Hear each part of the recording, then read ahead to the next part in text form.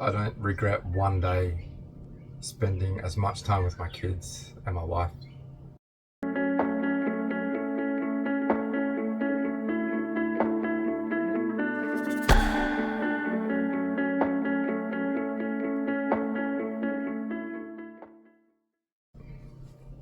Hi Big Lap Bible, I'm Tanya, this is Cooper, and we're Nomads Roam. We've been travelling on the road for about 15 or 16 months now, and we're in Queensland. So why did we decide to do the Big Lap? I think the main reason was that life just got a little bit mundane. We did a lot of travelling before kids. We had kids, COVID hit, we were just going to work, doing the same thing every day, and we decided we needed to shake it up a little. We were just sitting on the couch one day and I think we were watching All for Adventure or something actually. Yeah. And we kind of just said, well, why can't we do it too?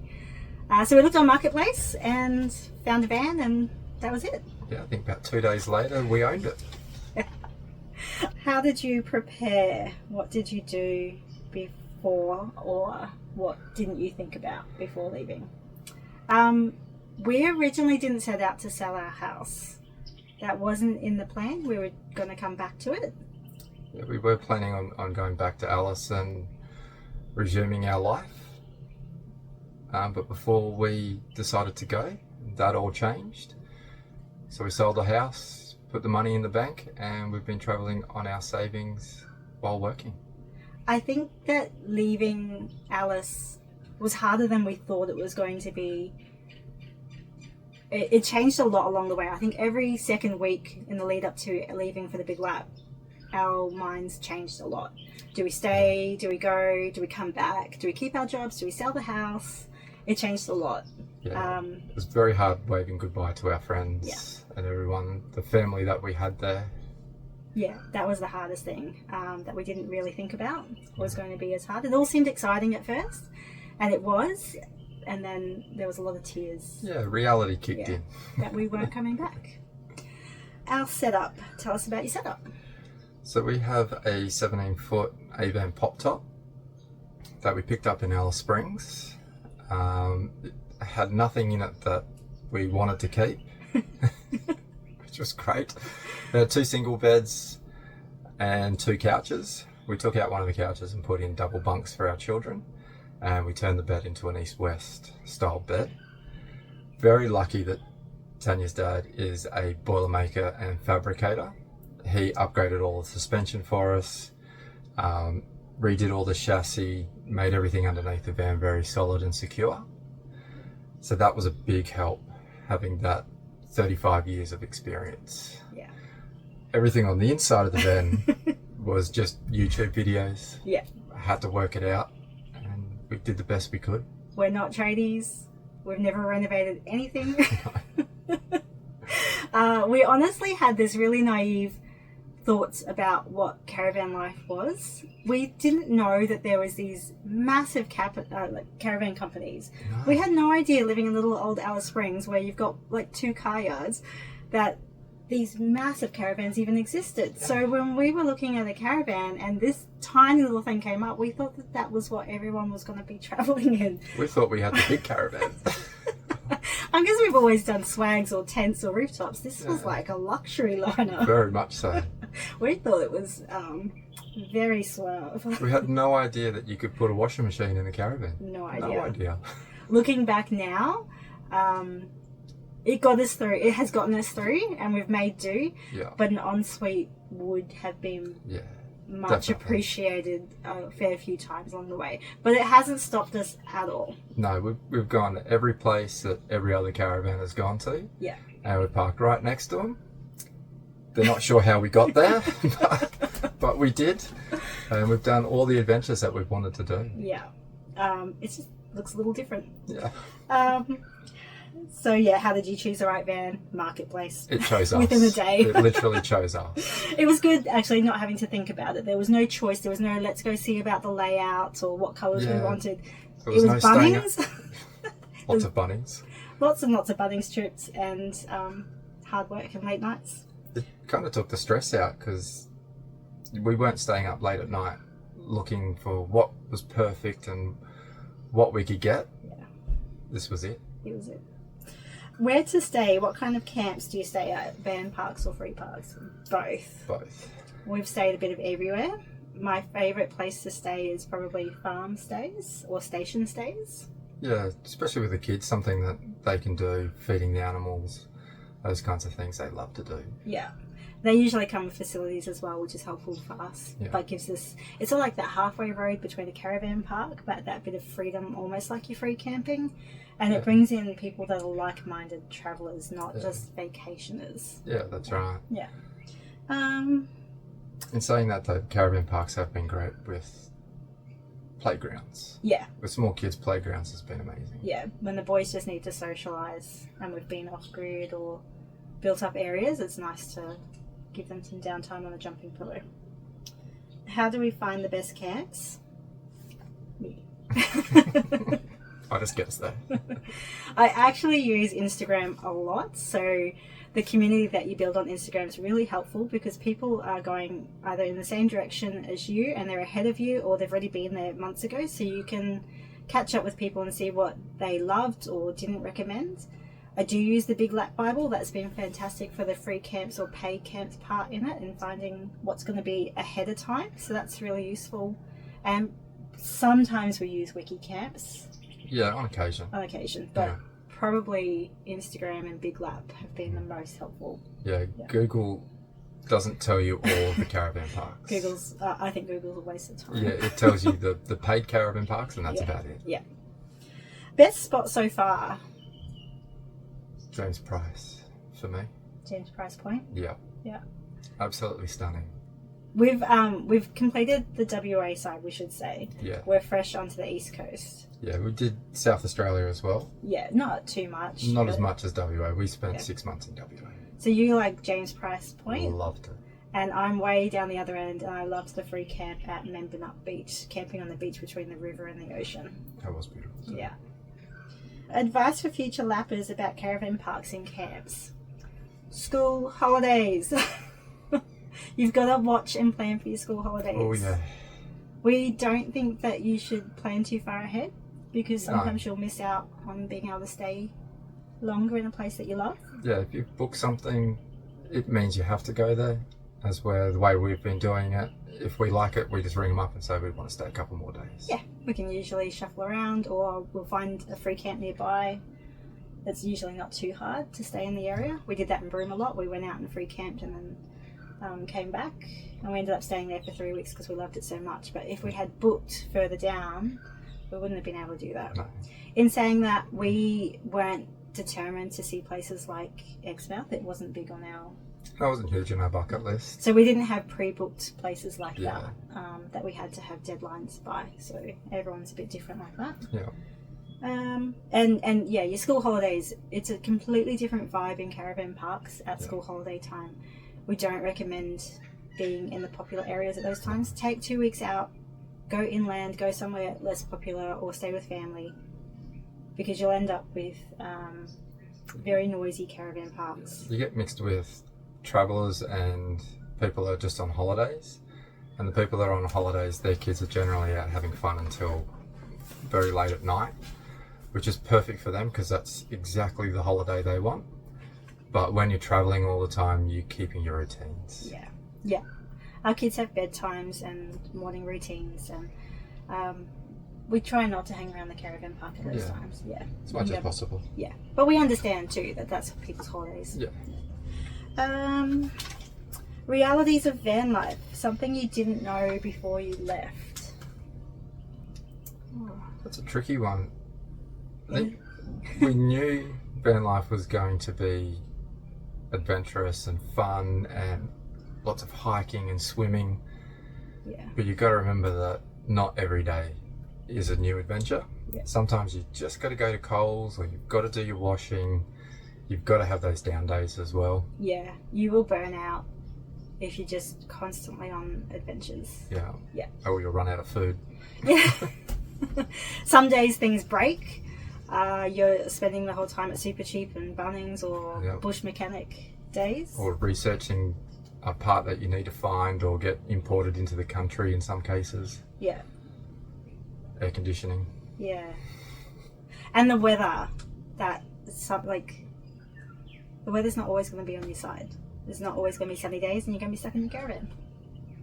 Yeah. Is van life what you thought? Yes. Yeah, I think it is. Yeah.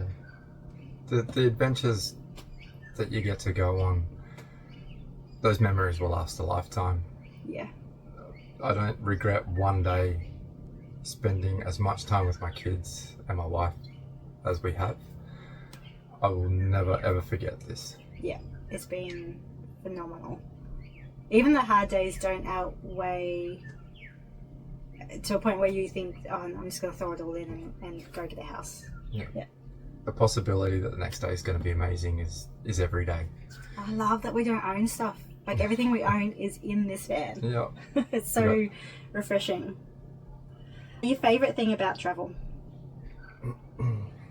Freedom. Yeah. If we don't like a place, we can go at any time. Yeah. Or if we love a place, we can stay longer. You can't do that when you're living in a house. And you're on holiday. Yeah. Yeah, it's not a holiday. It's not. It's really not. Well, a scary or funny time? Had a few. Yeah. Had a few of those. Lots more stories than we've ever had Yeah. before. Air conditioning has broke many times. Always at the worst possible time when it's 42 degrees outside. So I think the Nullarbor. entering the Nullarbor was the scariest time.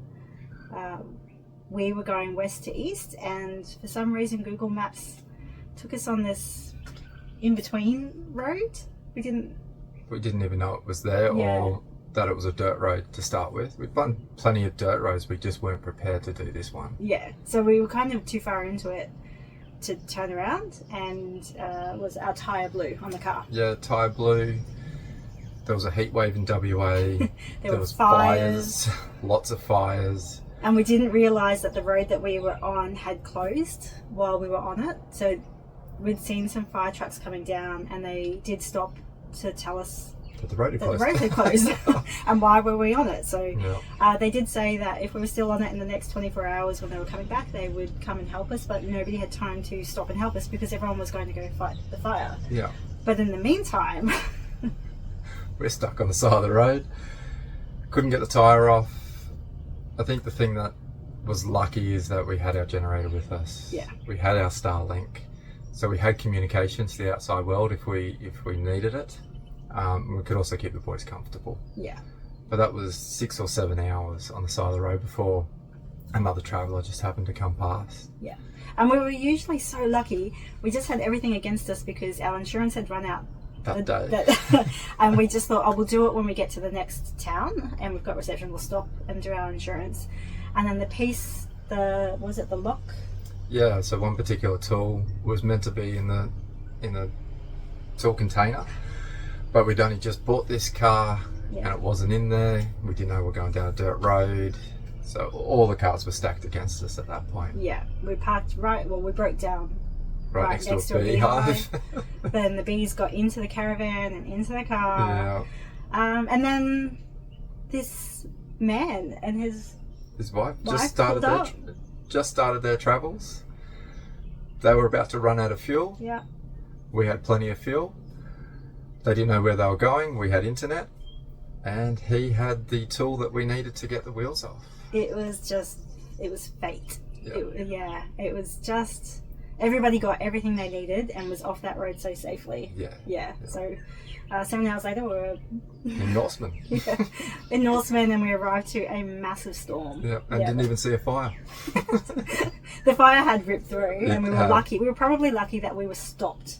We were stuck in the perfect spot as far as the fire goes. Yeah, had we have kept definitely. going, we would have been stuck on the road where the fire was. Yeah. Item you can't live without. The fence. The fence. We have an inflator fence from Big Sky Innovations to keep our little ones safe. Yeah. They were running around. We have 2 bolters, so both our boys would run away from the caravan a lot, and that was driving us crazy. We weren't getting much downtime. No, so, we also couldn't cook. Yeah, we couldn't do anything. We've got to cook inside, and the kids are outside, and it has doubled our space. Yeah, makes it feel like we've got a veranda. Yeah. And the boys can keep all their toys in there. Yeah, and it packs down really easily. Yeah. Stores away. and it takes probably 6 minutes to put it up. Yeah. It has been a real lifesaver. Yeah, if you've got toddlers, if you've got runners, it's amazing. Yeah. Downside of the big lap: burnout.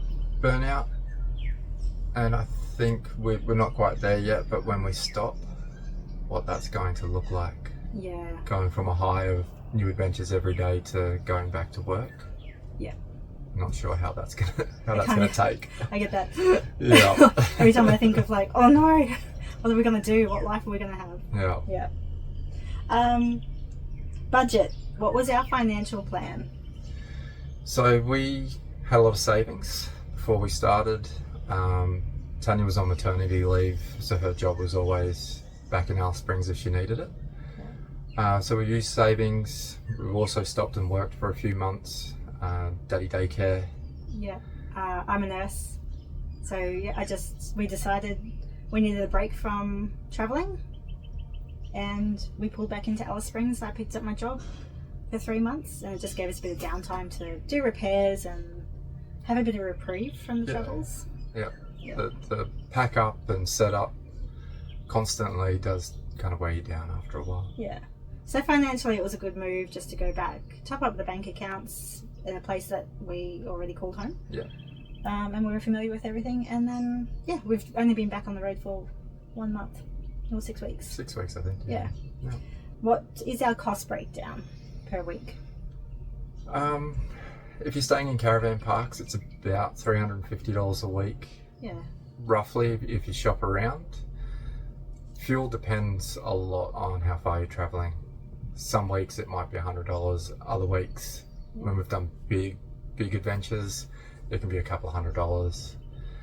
And food's a big one. Food, especially when you're in remote areas. Yeah. It's a killer. It can be. We carry 3 fridges. So we've got the van fridge and 2 car fridges, one in the van, one in the car. And between that, we can generally get about 10 days worth of food on board. Yeah.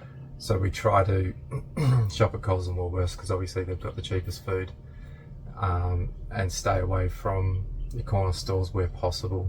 We try to support local business where we can, but sometimes it's not financially possible as well. And also, you never know what they're going to have when you get there. Yeah, it's really hard to plan if the produce is going to be any good. We've gone to some places where we thought we'll pack and buy all our meat ahead of time because that's going to be expensive at smaller stores. We get there and there's no fruit and veg that's worth buying. Or you made the mistake and bought it all at Coles and you get there and it's cheaper. Yeah, we've shut ourselves in the foot a few times. How do you save on the road? Yeah, we just buy cheap. Everything's cheap as possible. Yeah. If it's on special, we'll buy 4. Yeah. You eat a little bit bland some weeks. Yeah. We use the soda stream. Yeah. That's been really good. We don't have to carry extra bottles. We can just use the water that we already carry. Yeah. And that's reduced costs. And just trying to pick up the bargains wherever you can. And shopping at Bunnings. Yeah, Bunnings has been great. We got a lot of jumpers when we needed to stock up on winter stuff along the way, so Bunnings has been fantastic. Toy changeover. We drop some toys off and we'll pick up a basket of toys for a few dollars. Yeah. And the boys aren't as bored as they were the week before then. Yeah. Yeah, they loved it. We've almost done a full changeover. Yeah, a few times I think. Yeah. We were told not to bring too many toys, but our boys are so little. And they love playing cars in the dirt. Yeah. So we can change them over, and every other week they've got a new car of some sort for $1. Yeah. Biggest splurge, and was it worth it? The Timmy? I think there's been a couple of biggest splurges. Camera equipment. Yeah. Has been definitely worth it to document the trip, whether it's a drone or a SLR. We just picked up a boat. Yeah. Hoping to use that more. And the fence. Yeah. They're probably the 4 biggest things that we've bought on the road. Yeah. And every single one of them's been worth it. Yeah. Something you regret buying? Barbecue. We thought that we would be barbecuing all the time, and we've pulled it out once. Yeah, and I think that was in Alice Springs. While we were stopped. We do intend to barbecue, and we had this idea that we would be outside a lot more, but then the kids Oh, Vancy's only 2 and he's likely to burn himself. We just don't have the setup or the space to safely do that yet. Yeah. We've thought about how to do that, but at the moment it's just a waste of space for us. Yeah. That will change. It's been in 3 or 4 different places since we started. It's the most travelled It's barbecue. it's very dirty, but it's just from dust. Yeah. Yeah, I think that's it. Yeah. That's it. That's our story. We've still got another 8 months left of travel to go. See where we end up. Bye.